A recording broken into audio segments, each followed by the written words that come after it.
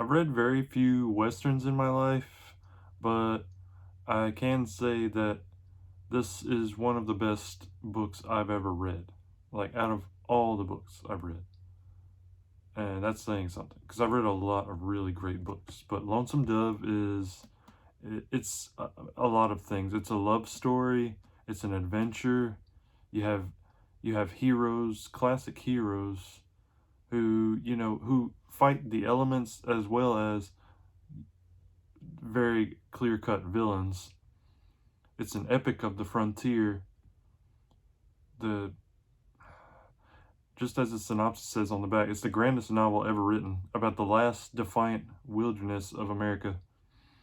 Journey to the dusty little Texas town of Lonesome Dove and meet the kinds of unforgettable characters we have come to expect from the author of Terms of Endearment and The Last Picture Show. This was in the 80s that this came out. It was unpublished when they decided to make a miniseries of it, and the miniseries is amazing. You'll need to check that out as well if you haven't already. Heroes and outlaws, whores and ladies, Indians and settlers, richly authentic, beautifully written, always dramatic. Lonesome Dove is a book to make us laugh, weep, dream, and remember. I had the best time reading this, not just because it has all those elements of adventure that I really love, like the heroes, the good versus evil aspect, but it's got everything. It has romance, it has unrequited love, it has comic relief. One of the main characters, Gus McCrae, is like always joking around, even in serious situations. Like like he's just so unbelievably funny, and his best friend, his best friend Woodrow Call is the complete opposite. He's a stoic more than anything, and he's quick to temper when need be. He loses his cool and just goes insane.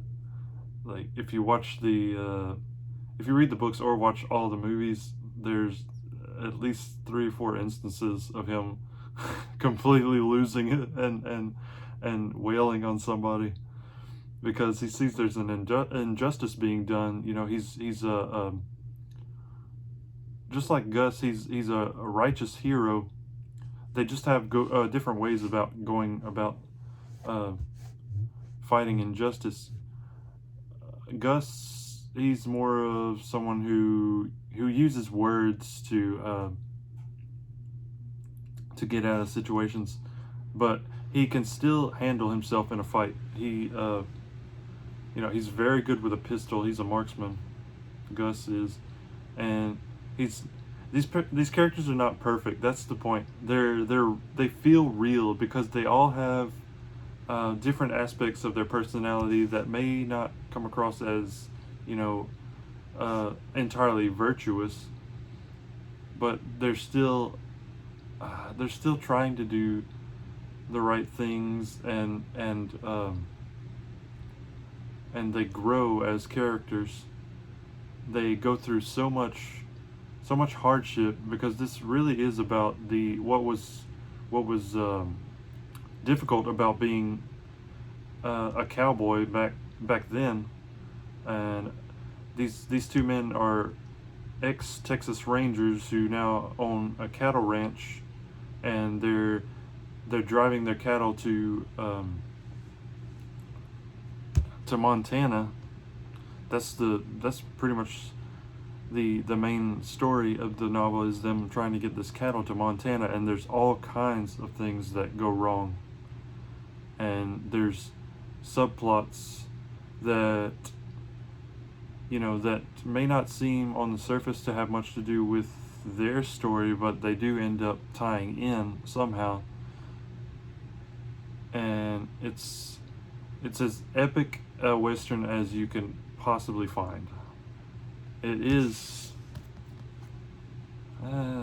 It's over 900 pages. It feels like though you've just read like something that was like much less than that, because you'll blaze through this book in no time.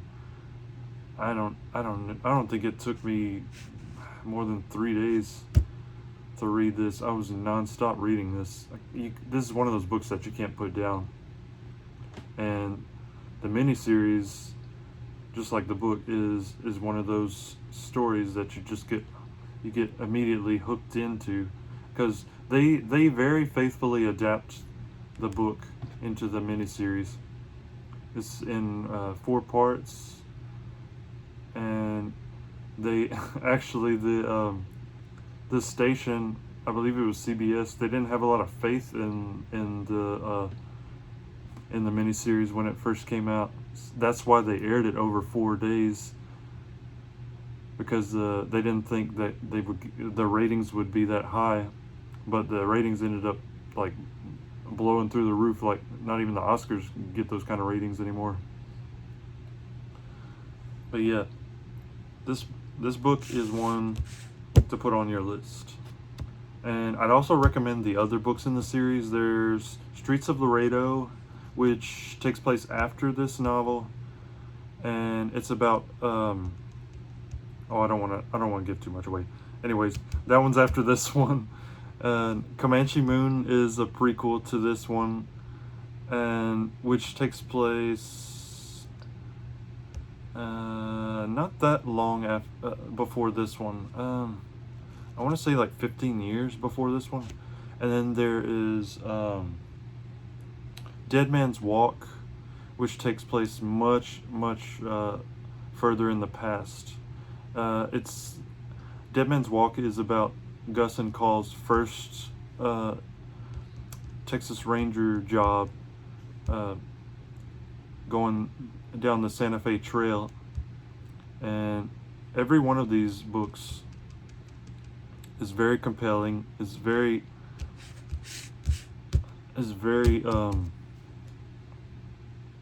I want to say cathartic.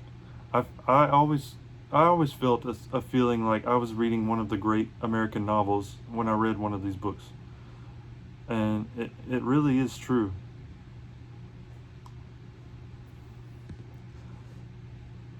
Last thing I want to say is, if you never read any other Westerns, you need to read this book.